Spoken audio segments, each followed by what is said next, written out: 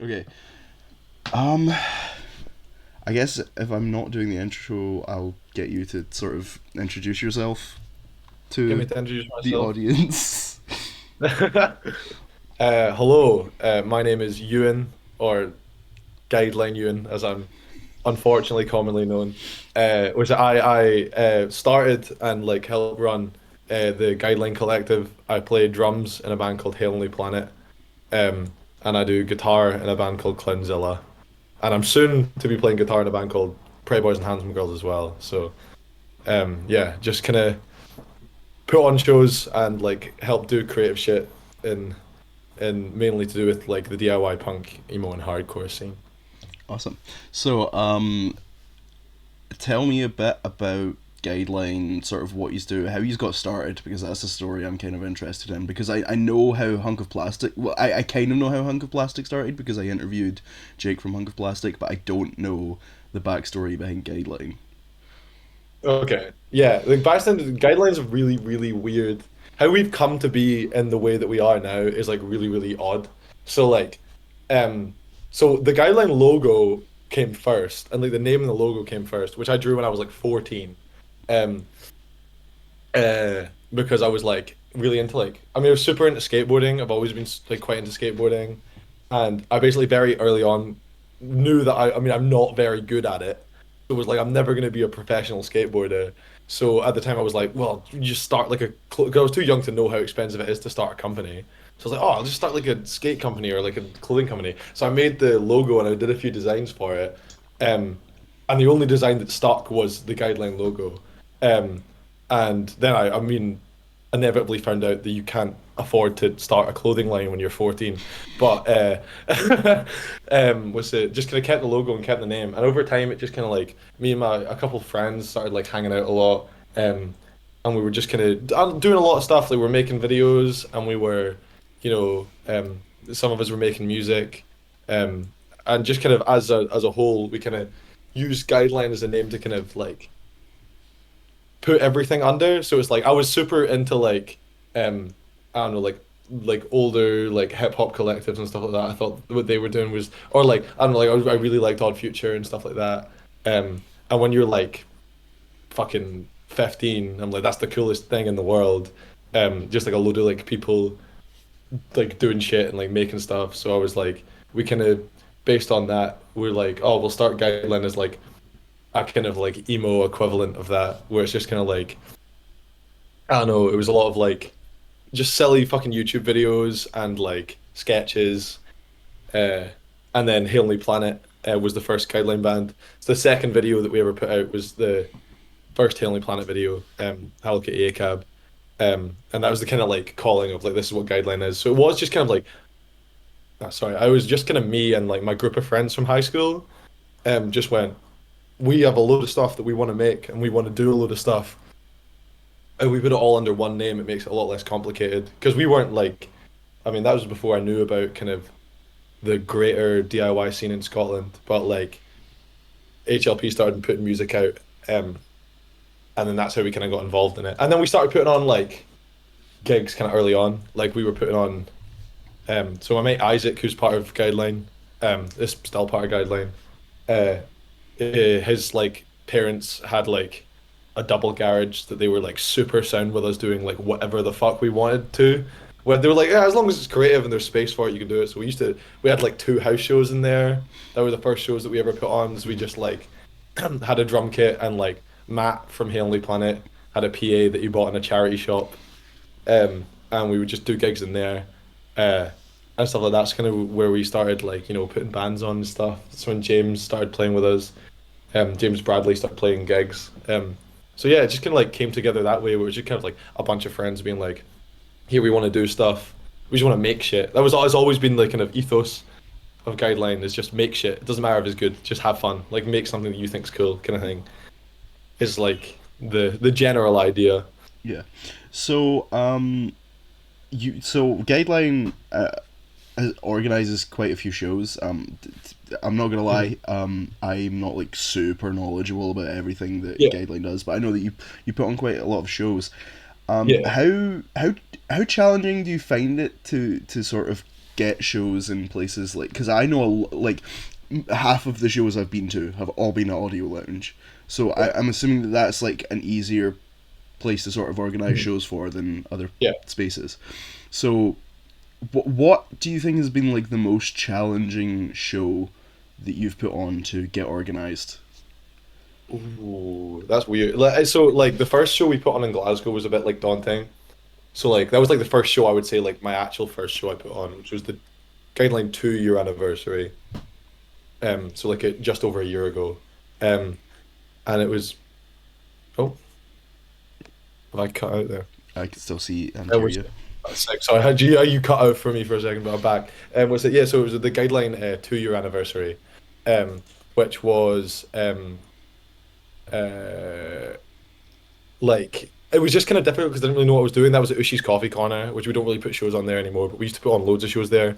It was like um was it I don't know like to start off with it's just kind of a bit daunting because you don't really know what to do. Like how do you go about it? Mm-hmm. But then you kind of got I kind of got in the swing of things like after a bit uh with that, and then we kind of switched to Audio Lounge because it's a bit bigger. Mm-hmm. Or the first show that I put on at Audio Lounge was Heavenly Planet, Hellbound, and Fear, which was like kind of July last year.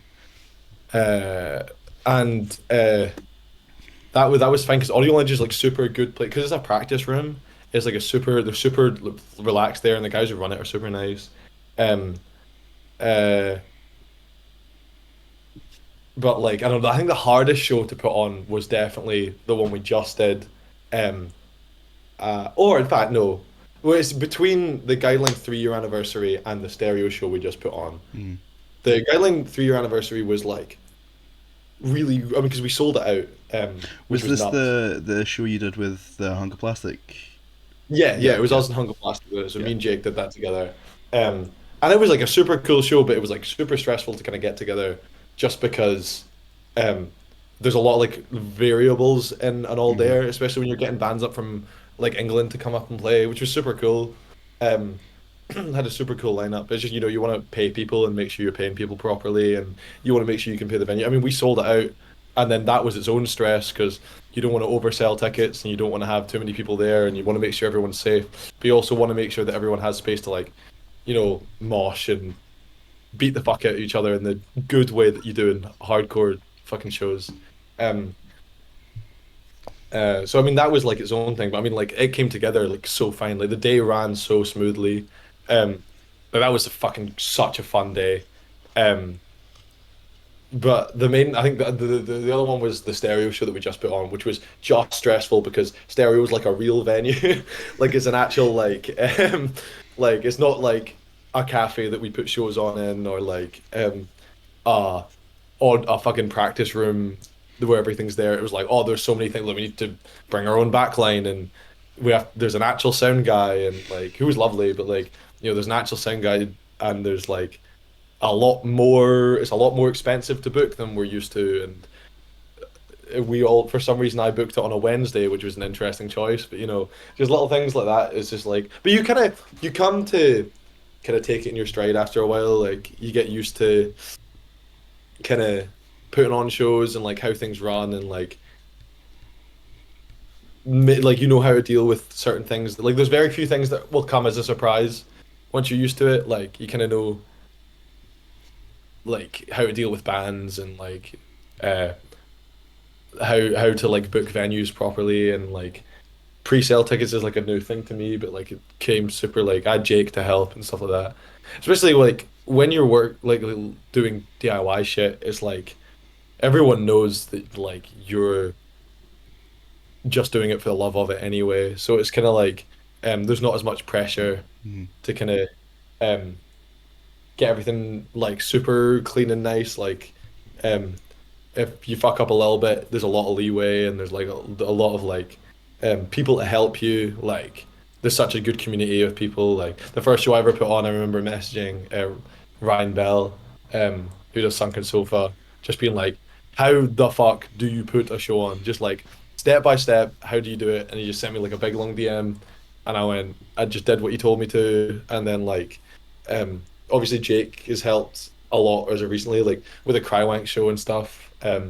Jake's pretty much like booked that.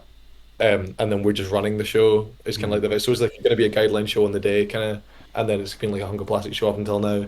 Um, which is like I don't know, it's really cool to have that kind of like because Jake is just the homie as well. But it's super cool to have like again just kind of group of mates that are all like kind of have a mutual goal of just kind of like oh we want cool events and like because you want to go to shows. Like I put on shows that I want to go to. Yeah. So I hate doing doors. It's like I like giving other people that job because I love going to Yeah. gigs and I love fucking seeing the bands that I want to see type thing. Like you know what I mean? So, we've both actually mentioned Hunker Plastic and Jake a few points through The this. goat. So yeah, so how did that working relationship sort of develop? How did you meet? How did you like sort of conjoin? So I'm moving Yeah. my mic around. Conjoin Hunk of Plastic and Guideline in the ways that you have. So I mean, because we've been doing stuff for a while. Oh, let's pull this. Was it, we've been doing stuff for a while, and then so has Jake been doing stuff for like the same amount of time. So like Hunger Plastic started 2020. I think they started properly in 2021, but they started around November 2020, and we started. I consider us starting around November 2020, um, and then I think 2022. I want to say 2022 or I might yeah no 2022. Um, like early 2022, Jake just joined the Guideline Discord server, Mm-hmm. and that's how we got to talking. Because I mean, I'd followed Hunko Plastic Records for like a while, and like Hail Planet had followed it, and Jake had followed us back and stuff like that. Um, but then he joined the Discord server, and then we used to. I mean, the Guideline Discord server is not as active as it used to be, but like, oh sorry, it used to be like a big part of our whole thing. Like it was the kind of community on our Discord, so there's a lot of like chat rooms and people were sitting in chat rooms for a long amount of time. So I just ended up getting to talking to Jake about like a load of stuff. Like just we just became mates. Like it wasn't a again just DIY shit. It wasn't like a working relationship type thing. Like it wasn't like any business meeting or anything like that. We just like I don't know got on a Discord server. I think we ended up like talking about like fucking books and shit. Like I don't know. Like I think like I remember Jake gave me oh fucking notification. Everything's going on. It was we with Jake. I think was the one who gave me the PDF copy of Capitalist Realism that I read. Like Jake gave me that. I don't know. It's just like we just became mates online, and then um as things kind of progress forward, I would like every so often. I think I would just message Jake about like advice and stuff like that and we were just like I don't know, just like kind of casual pals.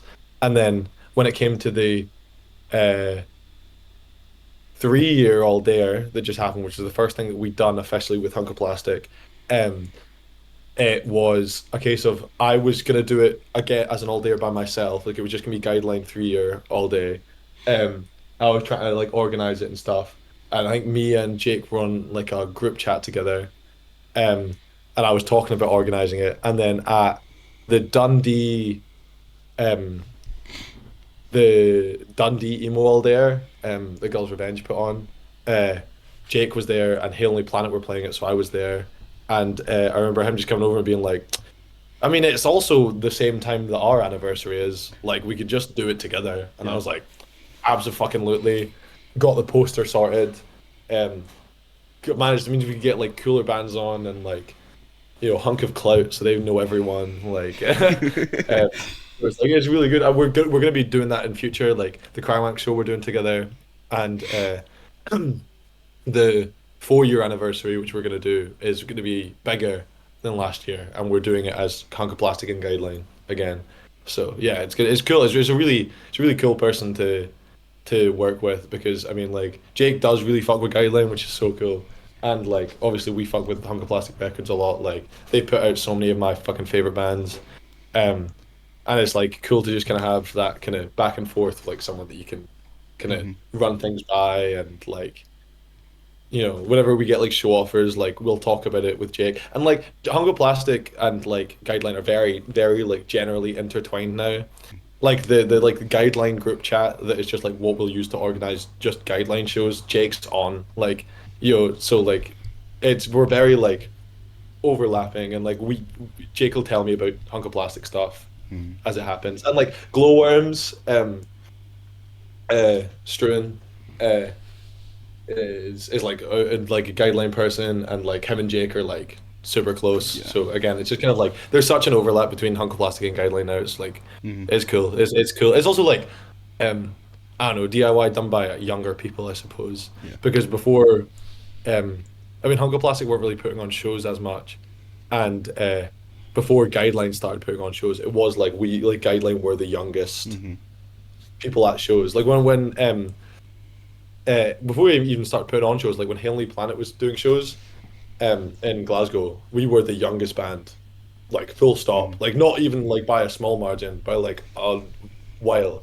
Because like I mean, Elise was like what 16, and like playing venues we definitely should not have been playing, um, and like the all the other bands were like like mid-20s upwards, which is like cool. I mean, that's not like that's like, but it's so cool now to have like a kind of group of younger people because it then encourages even younger people than us to come to shows. Whereas like now we've got like new groups of like 16, 17 year olds who are starting bands, and like you know what I mean, it just keeps the scene Yeah. going in a way that's like healthy because it means that it's not just the same people in bands over and over again. It's like new people. It creates kind of like a healthy, ecosystem of like new bands coming in and new promoters and stuff Mm-hmm. like that. So did Hunk of Plastic put the monochrome split out? Am I? Yeah, yeah. Yeah. So Hunger Plastic, us and Hunger Plastic put Monochrome out All right. Okay. together. Yeah, they're doing all the physicals as well. So So, how did that split sort of come together? Because for anyone who's listening who has no idea what the fuck we're talking about, Monochrome was a split with Hail Only Planet, which is the band that one of the groups that yep. you're in, Fear, and Glowworms, which is Struan. So how did that split sort? Because that split kind of feels like a sort of, I don't want to like sound like I'm trying to overly flatter you, but this split did sort of seem like it was sort of a big moment for at least a lot of the people that I know in the scene. Yeah, I appreciate that. Thank you. It felt like a big one for us too.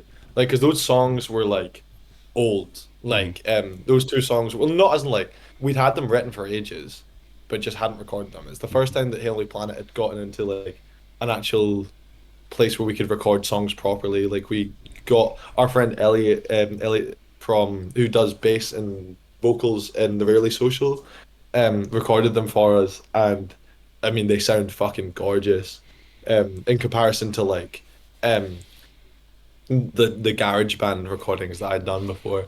But like that split had come together, so there was talks really early, like a while ago, of a Cat Slash and Heavenly Planet split, which is what Fear used to be Mm-hmm. called.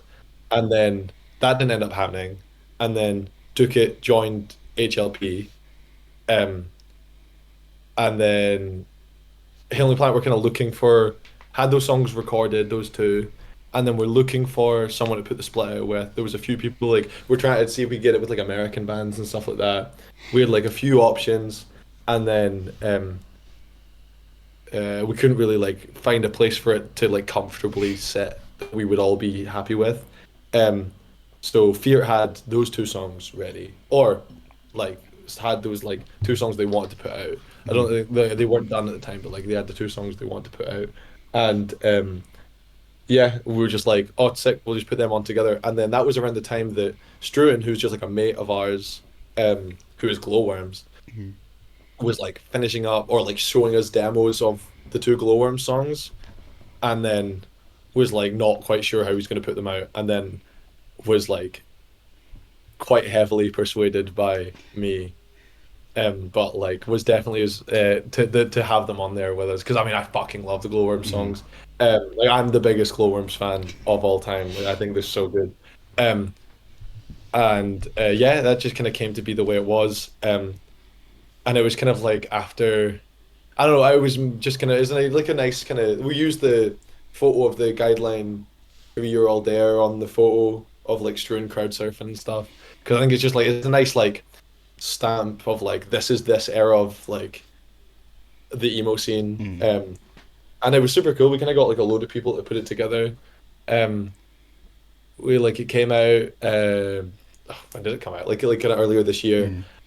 and yeah, it'd been like a long time coming. We'd been talking about putting Heavenly Planet at least had been saying, "Oh, new music coming for a long time," Yeah. and to the point that like because we used to be super consistent with releases too, and then like we kind of played a load of shows and then put a lot of stuff out, and then it was like Monochrome's out. Yeah, I'm super proud of those two songs. I think it's really, really cool. I think it's like the reaction to them has been fucking sick too. Like Mm. people seem to really, really like them.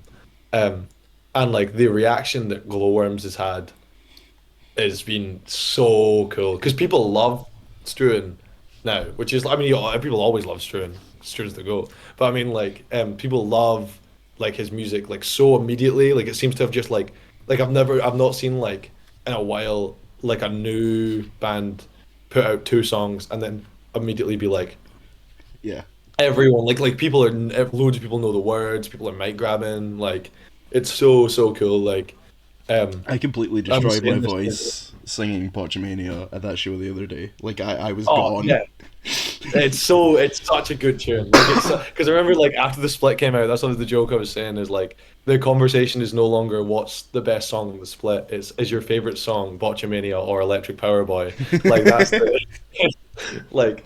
But yeah, it's just such a cool moment for like Guideline. I think it's like a cool to have like because we had a couple things out like earlier, like the Emo for E-Kids EP that Heavenly Planet put Mhm. out in like 2021 was like a kind of statement of like that was Guideline at that point. Mhm. And then now we've got this kind of new thing that's like, oh, there's these three bands, all kind of big kind of difference in sounds. Like no two bands on the split sound super alike. And we can be like, oh, this is Guideline now. This is what Guideline sounds like now. Mhm. And then we got, Jake's doing tapes for it. It's they're not out yet. Well, we've had tapes at shows, but we've not got like an actual run of tapes Mhm. yet, but we're gonna have run of tapes soon. And like the Chillwave, we got it out on the Chillwave YouTube channel and stuff. Like Mhm. super cool. And like it came out on Hunko Plastics Bandcamp and stuff. So it was like kind Mhm. of cool to just have like a mix of like loads and loads of people put it together. Yeah, it's a it was a really cool thing to be a part of. Mhm. So you're in another group, and out of the groups that you're in, this is the only one I've actually seen live, unfortunately. But you're in Clownzilla. I am. What can you sort of say about that project? Why you started this? Um, Sort of how you, I don't know how to really word this question. Like how you fit that project in between stuff like Hey Lonely Planet and like organizing shows and stuff like that. Yeah. Like so Heavenly Planet is like my main project has like always been like my kind of main focus. So like that's my what for lack of a better term, that's like a really good band. That's like we're like all the shit that I'm like, oh, I want to make like Hmm. all my creative effort into that. And it's like a big collaboration. And but that kind of got like it got to a point where I was like, I love this band, but it's so much work. And like that's fun. I love playing music and stuff, but I was like, I kind of want to do something different. So I started writing like a kind of few screamo demos, just me playing guitar and screaming. I just had a few of them. And Isaac has been like, I mean, Isaac's like a high school mate of mine. Like we've always been pals. Um, so we used to skate together, and Isaac, um, we were skating, and Isaac was like, yeah, like I think he played the drums for like 2 seconds in like first year high school. So has like this like really, really scrappy drum kit they just never really used. But like we would play it because it was in the garage. And Isaac was like, "Yeah, I'd started playing the drums a bit." And I was like, "Oh, no way!" Like, so we like just started playing the drums. Um, and I was like, "We're starting a screamo band." While we were skating, we just decided to, and we were like, I think the original bit was like, we need to book as many shows as possible before people realize we can't play our instruments. Was it? And like, yeah, we just started kind of practicing in Isaac's garage. It was like super fun. It was just kind of like a project the two of us had over the summer, um, before we both went to uni. Uh, was like the idea, but then it kind of got to the end of that, and we were like, oh well, the guideline 3 year shows happening, like we'll play that, and then it just kind of more and more has become like a kind of bit more of an actual fully fledged band. But yeah, it's just kind of a relaxed project. Like I think the reason why, because Clownzilla has never been a stress Mm.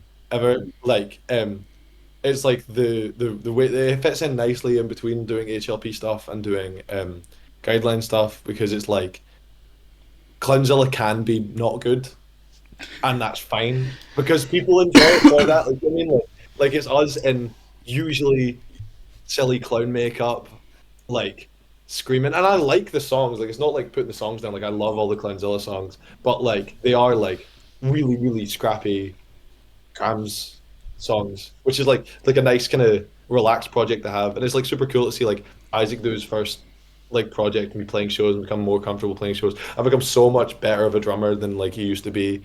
Um, and yeah, like it's a super. It's like it's weird now because like since HLP's been taking like a little bit of a break, because we had like a kind of we had a member change, so we're taking like a little bit of break to kind of like get kind of used to that, and like uh, it's so weird because Clownzilla's been playing so many more shows that now I'm Ewan from Clownzilla now, which is never I never thought would happen, but it's like super cool. Like it's a super fun project, and like doing all the shows with Glowworms, like the battle sets. Hmm. We've done two of them now. It's like super silly, like it's super fun. I love doing like screamo covers of songs that shouldn't be screamo songs and stuff like that. Like it is like really really yeah, it's refreshing. It's like it's a good kind of creative practice to kind of be like let's write a load of songs that are like nothing like what I was writing before because it's like the limit of I can't really play the guitar super well, but I'm going to play guitar. Um, Isaac can't really play the drums super well, but he's going to play the drums and no other instruments. It's just drums and guitar. And like, what can we make out of this kind of like limited like thing? And like, it's a performance thing. Like, it's just super fun to kind of like, have fun, do good shows, clown about. Yeah, you were talking about the face paint. I think the first time I ever went to a show in Audio Lounge was yous were doing a battle set with Struan, and I was confused because everyone was wearing clown paint, and I was like, what the fuck is going on? Because that was the first time I met like people behind Crossfuck and shit, and like, Oh yeah, yeah. everyone was wearing clown Thank makeup, you. and I was like, what the fuck is going You did on? my makeup for that show, I think. Mhm. And Yeah, it was Frankie a from really Crossfire. good, it was a great show. I just thought it was really funny because that day I had gone to, so me and my girlfriend were we were like trying to like find something to do while we waited for like time for the show to come. So we went up to Falkirk because I'm originally from Falkirk, and we were just like sort of looking around the place, and What a place. I didn't realize that the Megazone had fucking shut down. I And then know, it's evil. I went to that show, and then I think it was the first song you played was "Ode to Megazone Falkirk," and I just thought it was fucking hilarious because it was the first thing you had played, and I had just been talking to her I about love it. that song because there's like so because it's we've only played shows in Glasgow. There's very few people that like actually get the joke. Like there's a megazone shaped hole in my heart, and I can only fill it with screamo. I had only been in the Megazone a couple of times when I was like really wee, but it's just always been like a part of like how I view Falkirk. Like that is one of the It's staples. like the epicenter of Falkirk in my head. Megazone and fucking Calendar Square, which is also gone.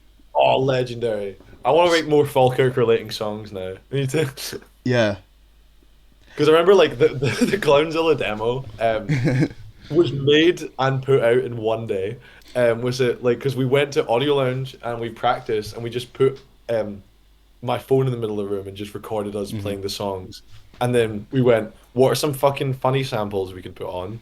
So we added silly samples, mainly Killer Clowns from Outer Space samples.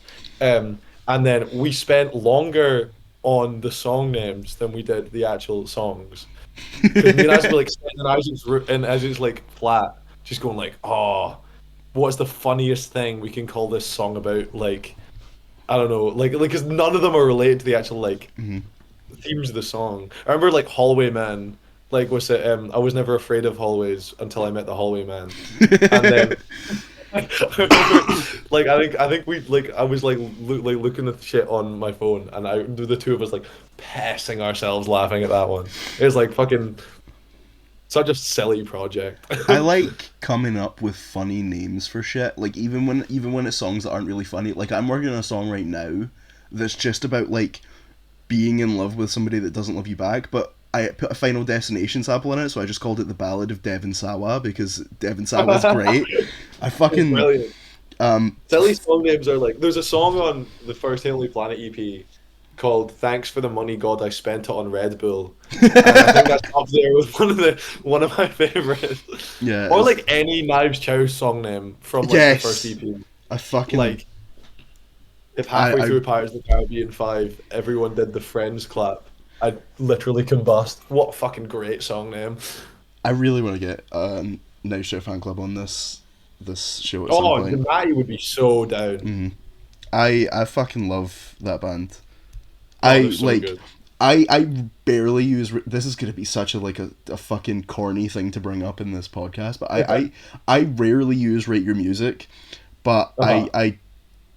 I have like a list of what's supposed to be all my favorite artists on it, and you can put like any band and stuff on it. So up there with like I've got like normie ass shit like Radiohead and Gorillaz on there, and then at the very end of the list is just Knife Show fan club because I just You're wanted right. You're right. They're I so wanted good. to promote them so fucking hard. Struan might make his way on there, cause Oh yeah, I don't have Rate Your Music, but like, I think I should probably get on that just to put Struan on. it's Like, Lorms is yeah. oh, I he's like actually my I top went Last FM artist, and I'm moving in with him. yeah that's it's gonna be crazy. That's actually that links into something else I wanted to ask. So you have done Clownzilla's done the battle set or plural. I don't know if you've done more than one, but We've done two now. two. Yeah. Well, we called it a joint set the second time because we couldn't be bothered Uh, doing the beef again, like the fake Instagram mhm. beef. So yeah, you did that set with them, and then you put out a demo of a cover of I think it was Yes, yeah yeah. under the sort the Clown Worms moniker. Do you think Clown Worms is something that could end up like becoming another project, or is that just like a goofy one off Like thing? no, kind of. So it's like we are gonna continue doing shows together Mm. because I think because Clownzilla and Glowworms now practice together because Struan just practiced the backing tracks, so it's like I don't think he sees much point in booking like Mm. 3 hours to himself in a practice room, and then Clownzilla have like the shortest set ever, so there's not a point in us doing it. And also like I like to sit and watch free Glowworm sets. So I've seen Glowworms live more than anyone else. But like it is yeah. So we practice together. So we often like will end up just me like because Clemzilla like doing silly covers. So like if we're practicing, I'll start doing something, and there's another mic, so Stuart will start doing it, and like I don't know. We've spoken a lot about it. The Clownworm's name is like going to keep going. Like we are going to continue playing sets together. And I think the sets are probably going to grow over time a bit more collaborative than a battle set. Like it's going to be a bit more um, like you're still going to get Struan doing Botchamania and we'll Mhm. do whatever the fuck we do, but like there'll be like a bit more kind of like connection of the two. We'll do Mhm. more like songs together. I'd like to write something with Struan, Mhm. but we've not got around to doing stuff like that. But yeah, Clownworms is gonna continue, you know, coming around to haunt you. That's the idea. Yeah, it's a super fun like thing to do. Mhm. Like I love playing shows with glowworms. So I'm just looking at the Guideline Instagram. Are you doing a solo set at the next Guideline show? I am Yeah. that. Oh, I shat myself a little bit there. I am. That's it. Yeah, So what can you sort of say about that? Like I don't know. Have you done a solo set before? I've never done one before. So I have um, for like a few years, like every so often, I'll put out like like mixtapes, Mm. demo mixtapes on my SoundCloud, like my personal SoundCloud, just under the name I saw Ewan. I saw the cover of the Pirates of the Caribbean Knife Chow. Yeah, Yeah. yeah, yeah. I've done like some covers and stuff. Like most of it is like, um, I don't know. I'll just like get really inspired to write about something, and I'll write like 7 songs in one night, and then the same night it'll be out on SoundCloud. And that's kind of like how I've always done it. Is I'll like start it at 6 p.m. and at 11 p.m. it'll be out, and then Mm. I won't touch it ever again. But I've never played any of the songs live, because I've really found a reason to. Some of them have like turned into Clownzilla songs, um, but like primarily it's just kind of like acoustic stuff, that. I like I've always like I've got like a soft spot for it. Like I like them, but like I mean it's not the most like well thought out songwriting I've ever done in my life, but it's like I don't know, it's songs that like they're like important to me. They're like just kind of emotional songs that like because it is just kind of quite raw emotional Mm-hmm. demos. Um, so it's like I don't know. I'm just gonna play a few of them live. So that's the first Guideline show that I'm not booking. Isaac's booking it entirely by himself. All So there's right. been a few that like most of them I've booked by myself, and Isaac's doing all that one himself.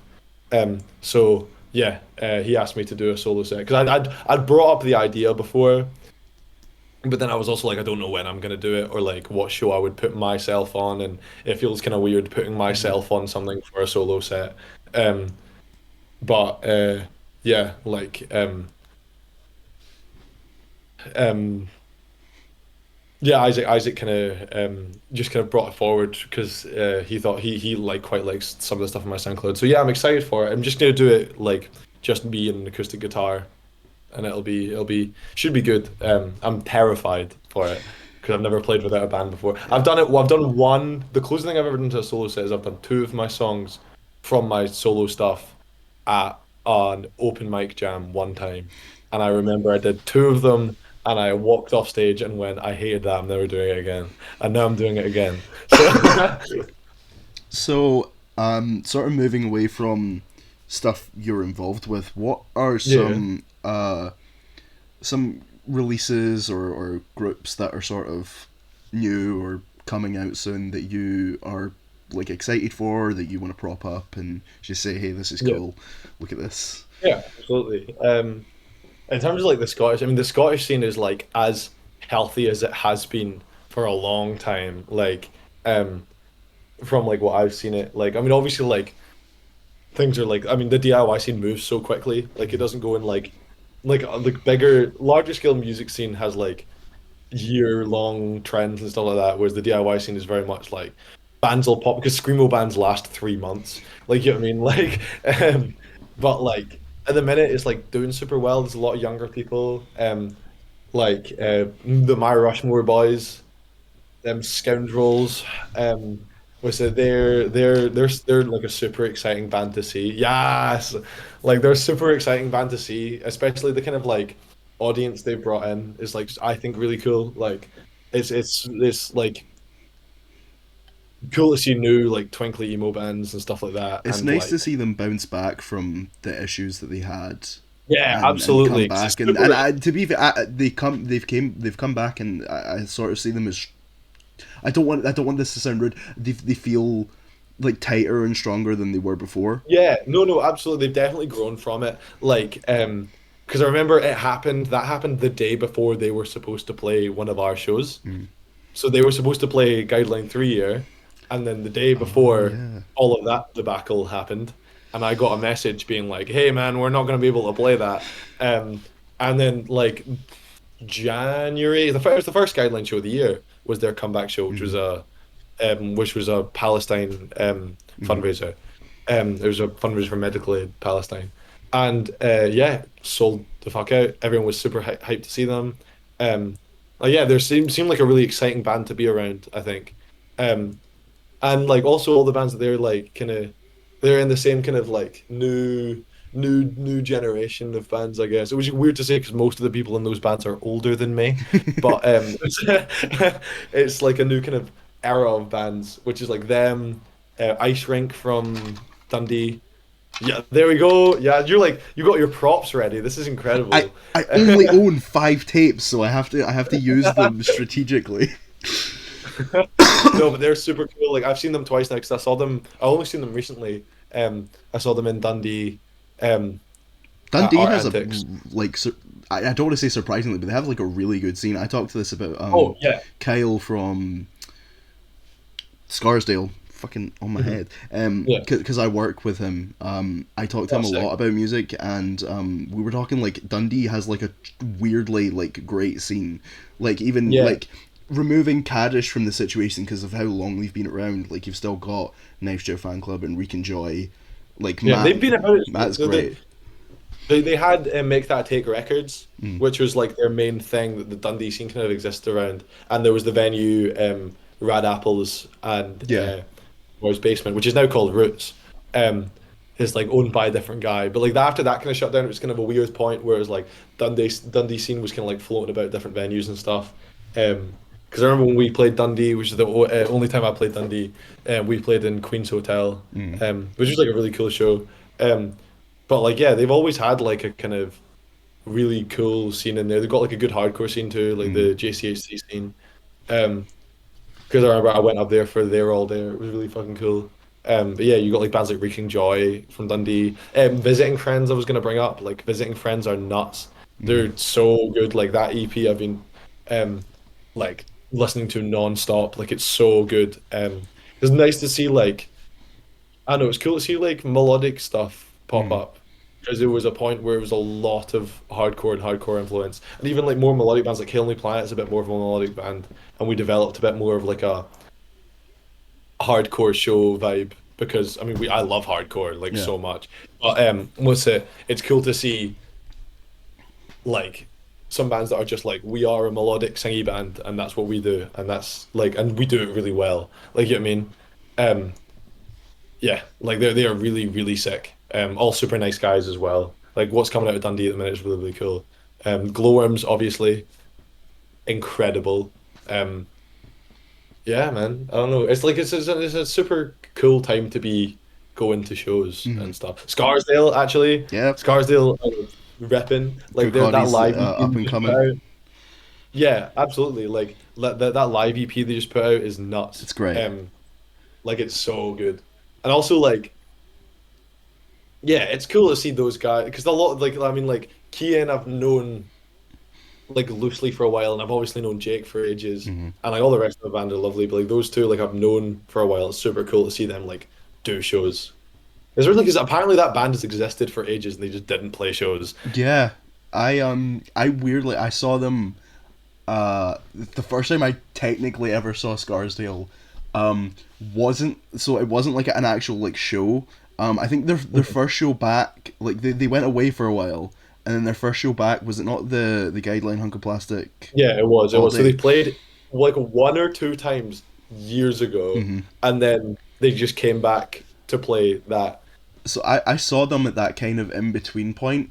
So Kyle had his 21st birthday party, and Uh-huh. for some reason, so like Jake was there. I think Jake had just come back from the US, and Uh-huh. Kian was there, and they just decided to play an impromptu set.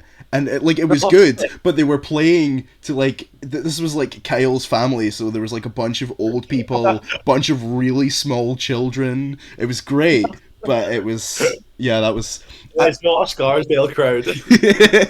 I practically fell in love with the band at that point. I was like, please tell me you guys have a demo out, and Kale was like, no, we don't have anything out. And then eventually, like literally it was like only 2 weeks ago they finally put out that live EP, but it was for a show Oh that I yeah, was already at. So I already had heard it. that show It's was still nuts, man. great That show though. was sick. That was a Guideline show. It was the one that was them, Portable Heads, the Clownzilla Glowworms battle set, and Never Meant as well. Like that was a good show. That was, to Um, be fair, it's lucky they did put that out because that's the one show I've been to so far where I was like so sick. I was like ill and I had such a bad headache that I could only stand up through the Neverment set and then I had to sit through the other only stand up other through two. the Yeah, set that was fully acoustic. it was. Wait, no, because you and Shruin played first, didn't you? So I We played second. We played second. It was Never Meant and then us.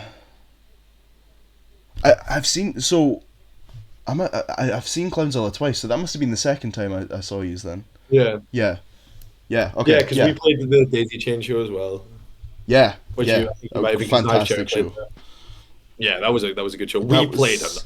awful set. I lay awake at night thinking about the Clownzilla Daisy Chain set. I don't think we played a single song correctly. It was fun though. I fucked with it. It was It was fun. great. It's always is fun. Like this is the thing about clowns that's always good is like we will destroy a set and it will still have been fun. Clownzilla is great because at least for when you're at Audio Lounge, you like you play like off of the I don't know if stage is the right word, but you play like Yeah, standing on yeah, the in the same crowd. floor as Like everyone else. I moved the mic stand off the stage and I play like in the crowd, you Yeah, know. that's one of the things I love about when Struan performs because he like gets involved in the crowd while he's Mhm. performing, and Yeah. it's great. So I like that because it sort of feels, I don't, intimate's not the right word, but it feels like you're closer to Yeah. the people It's like the performing. thing. It's our whole thing about like because I mean I'm so against barriers at Hmm. shows. Like we'll never have a barrier at a Guideline show, because it's just like an unnecessary separation. Like it's like I feel like especially if you go into a DIY show, like you're there with the band. Like like the especially when it comes to like punk, emo, and hardcore music, like the crowd reaction is as important as the band playing. Yeah. Like a good show is made by people jumping off stages and like people moshing and like dancing and all that is like so important to the actual like vibe of the show that like that separation just kind of makes that harder and Hmm. kind of creates an unnecessary distance, which I don't like. I think it's like you and the crowd should be on the same level kind of thing. You know what I Hmm. mean? Like it shouldn't be like oh watch these like you're not going to see a star play a show. You're going to be part of something. Yeah. You know what I mean? It's community. I forgot what I was gonna say there. I got completely caught off guard there. Oh yeah, so um, like talking about performances, what is a like you can give me multiple answers if you want, but like Yeah. a group or a musician who you have never performed with, and when I say performed with, I mean on the same, like you Yeah. play at the same show, not like perform a set with them. Although that could Yeah. also be a good question. Like any band or musician in the scene in Scotland that you haven't performed a show with yet that you are like most like you really want it to happen. Like if you could have it happen Yeah. tomorrow, you would do it. Oh. Oh, that's good. I'm choking. I mean, like visiting friends. I'm choking to play a show with visiting friends. Same with Ice Rink. Be really, really like sick. We've technically played with them before, but we had to leave. Like it was a thing. Like Mm-hmm. I'm choking to play a show with Blushless. I'm Mm-hmm. such a big fan of Blushless. Like Nathaniel's like such a good dude, and um, the music's nuts. Like it's so good, and like uh, I'd love to have Nathaniel or like the kind of Blushmore thing. Like my Rushmore is the Mm-hmm. backing band for Blushes. I'd love to play a show with them and Heavenly Planet. Like I think that'd be like a really cool um kind of group to do it with. I don't know. That's a good question. Um, It's something I think about a lot because even though I've never like I haven't performed right now, I do want to at some point when I get a few like yeah, screamy demos out. I want to yeah, perform. Seeing Struan just perform with a backing track like sort of yeah, changed the way I saw how these shows work because I yeah. talked to Callum from, I'm gonna say Warning Shot. I know the other band, but I don't know how to pronounce the Monye, name. Mon. Monye. Yeah, I have one of their T-shirts. You think I would know how to fucking pronounce it? Callum, who is really responsible for getting me into this scene. I was talking to him That's about. it. Um, Because that's how we met. mhm. Was because it was at Hannah's birthday. Yeah, Yeah. yeah. Oh fuck, yeah, it was because I was following you on Instagram for a while before that. Mhm. Yeah, that's wild. Not Kyle. Callum sort of got me into the scene, and I was talking to him a few months ago about, oh, I might want to start performing. He was like, well, what would you play? I was like, well, I do vocals. He's like, yeah, but like, are you gonna live loop? Are you gonna play bass? I was like, well, I don't really know.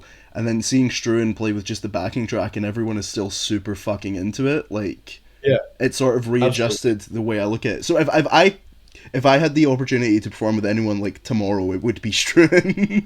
Yeah, uh, things I would play Struan, but I played with him so many times. I fucking it sounds weird saying this. Like it sounds like I'm just like trying to flatter him really hard. But Struan's like the two songs that Struan has put out as Glowworms have like sort of readjusted the way I'd see the sort of like how I could enter the scene potentially. Yeah, I know, Um, absolutely. It's so cool. He's kind of created like a.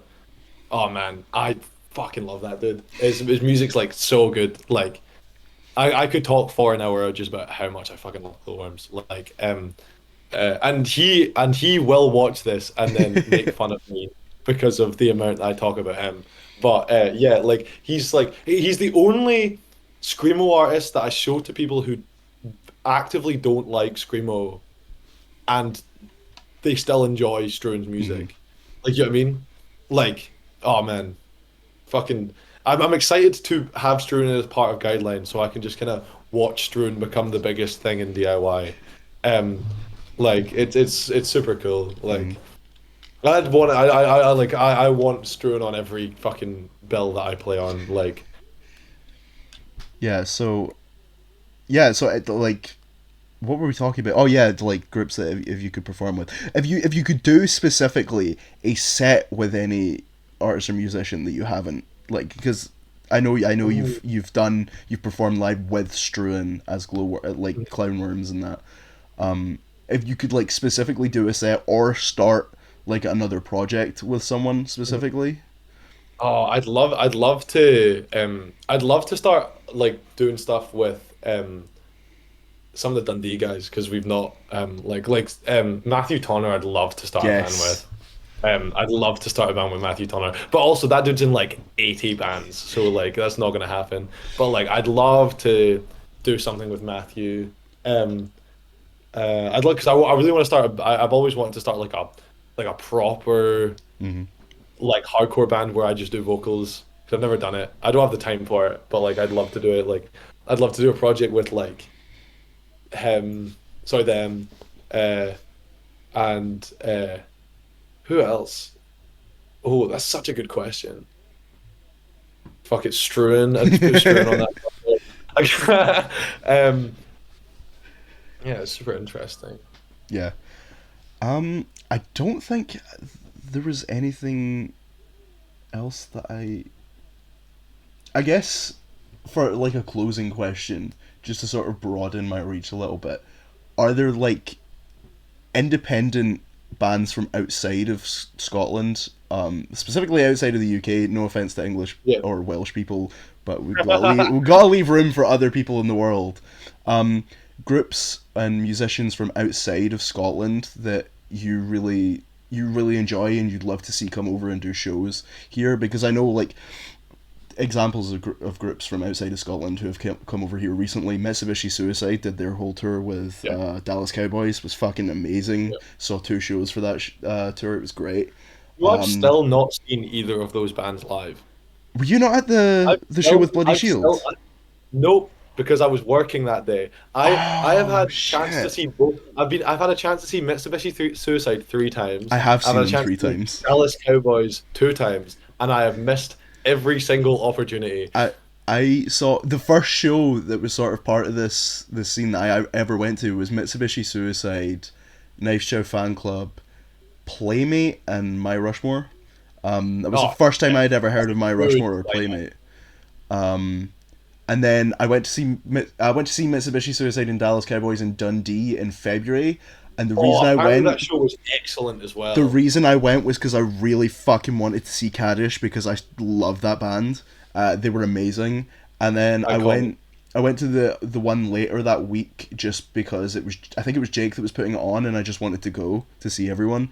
Yeah. And that was a fantastic show. One of the guys from Dallas Cowboys was like ill and Mhm. couldn't like dance and jump about and stuff. So to give an excuse for them not to be walking about, they tied them to the chair Yeah. with microphone cables. It was fantastic. And The bloody, photos from that show are nuts. I think I Because was gonna Isaac took a load. yeah Isaac took a load of photos, and that are now the photos on the Dallas yeah I was Cowboys gonna spot. say is that yeah Yeah. they use that on their Spotify. That's a great band. They've got a song on this tape. What one is it? If at first you don't succeed, pack your bags. Which Oh, that Scott, it's the best Dallas Cowboys song. Like that that, like along you with don't really hear them do like an actual emotional song that isn't fully silly. Like you know what I mean? Like it has funny moments, but it's yeah, like the melody on the I don't know if it's like just the melody on it's really good. yeah, it's Um, like the kind of like MIDI guitar yeah, sound they've got on it. The do do do do do do do do do do do. that song Yeah, and Botchamania are probably gonna end up on my like top 10 most streamed songs of the year because I've just keep listening to correct. them on loop. Yeah, Um, man. This is the thing, like like about bands from like out west is like the American scene is. I mean, obviously, like every punk, emo, and hardcore scene throughout the world bases their stuff on the American scene mhm. because America did it first, and like people will argue whether or not America did do it first. America did do it first, and they did it in a way that's so much more solidified than what we have over here. Hmm. Because like you look at American emo bills, and it's just for like someone's house in the middle of nowhere, and it's bands that would sell out like big venues in Scotland, Hmm. all in the same bill. Like I remember, like I saw one that was like, I don't know, like home is where your arms are my cocoon, like all in the same bill. Like you kidding? Like you know what I mean? Like your arms are my cocoon on any bill in Scotland would sell that show Yeah. out. Like you know what I mean, without even thinking about it. Um, and like same with like hardcore, like you get a lot of like, um, I don't know, like there's so much like American hardcore that's like so such a blueprint for what Hmm. hardcore is over here. Like FYA Fest is like such a blueprint for like a lot of like modern hardcore fests. Like you look at like what Northern Unrest are doing, and like though they're doing their own thing, and it's like it is different. They're clearly doing like there's a lot of inspiration from like American fests and stuff like that, which is super cool. I don't know. I think for us, the fifth wave emo scene is definitely like such a big impact because it's like I don't know, the DIY scene has become so much more, especially the DIY emo scene has become so much more online. Um, and like it kind of creates like kind of brings down that barrier of it needing to be regional, Hmm. like you know what I mean? Which I think is such a good thing because it's like you can get like so easily um in contact with artists from like the other side of the world who are doing stuff that are like the same as you. Like there's like Japanese emo bands that are so sick and like I'm mutuals on Instagram with like people who are like American bands that I really look up to and stuff like that. Like I don't know, like Hecra I've followed for a while and they've followed me and like um the guys in Ginger Bee and stuff like that. Like it's a super cool scene to kind of like or like Morning Dew. Like Morning Dew are Hmm. such a cool band and like um I don't know, like that seeing their kind of view of DIY has really changed mine. Like even because it goes from the grassroots of like why I think of it DIY in the way I do, which is because of like Fugazi and like Bomb the Music Industry and stuff like that. Which like super influenced me when I was younger as like how I view like music generally, and how I view like the kind of politics of DIY music. Um and like a lot of it's based on like the US and they have like a lot more like house shows and stuff like that, which kind of makes it a lot easier for them to do like Hmm. all ages shows and like cheap entry shows, which we still have here, but like it's a lot more like I don't know, you have to find your place, which is why it's good we've got Audio Lounge. Hmm. But like yeah, there's a lot of like US bands that are super cool and doing a lot of super cool stuff at the minute. Like um I don't know, you can hear their influence in a lot of the UK stuff, but Scotland's really cool because Scotland's got its own thing now. Like Scotland's got its like own like what it's got. Dundee's got Art Antics, Glasgow's got the Audio Lounge, and like that's such a cool thing. Like one of my pals is booking an Inverness show Oh soon. wow. Was it my pal Col and my pal Ross are booking a show in Inverness, um, and it's just cool. Like there's a lot going on and like it's cool that somewhere as small as Scotland has such a huge, like vast, um, different sounds and Hmm. different people in the scene, and like I don't know, it's a good community to kind of be a part of. So Yeah. I know I said that would be like my leading out question, but Oh no, don't I have don't a worry. better leading out question. I never thought about this before, but this would be a really good question to pose to someone like Jake. Now that Hunk of Plastic is like organizing some shows, but what would sort of be your dream bill for like if you could pick any bands or artists living. If I included dead artists, this might go on for This would be a longer. long list. Um, we'll limit it to four bands. So pick Okay, four bands and a venue, okay. anywhere. Venue Audio Lounge is going to be Audio Lounge, because nuts. Crywank, who we are putting on now, they're on like my things. Heavenly Planet because I'd want to play it, because I'm selfish. Um, Your Arms Are My Cocoon, Mhm. um, and oof,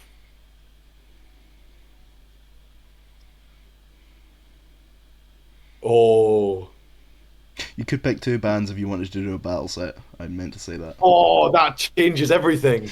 I meant to Um, say that. yeah. Oh, they're not dead, but they have broken up. What's it? Mobo title fight battle set as the headliner. Yeah.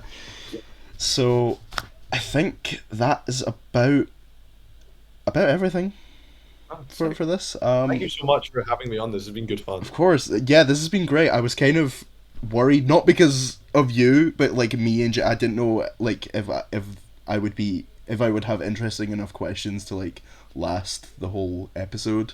But Yeah, I get I, you. I am yeah, I really enjoyed this. I want to keep doing this.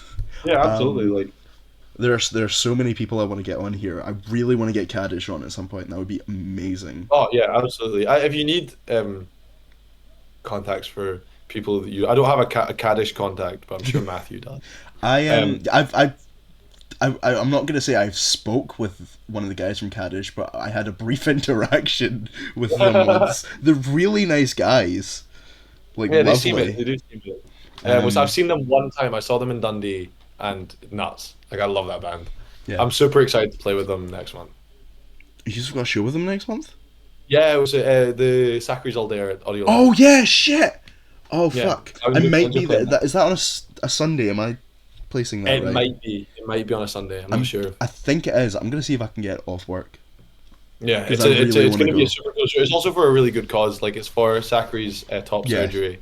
So it's a super good cause. It's going to be a nuts show. The lineup's like insane. yeah. Like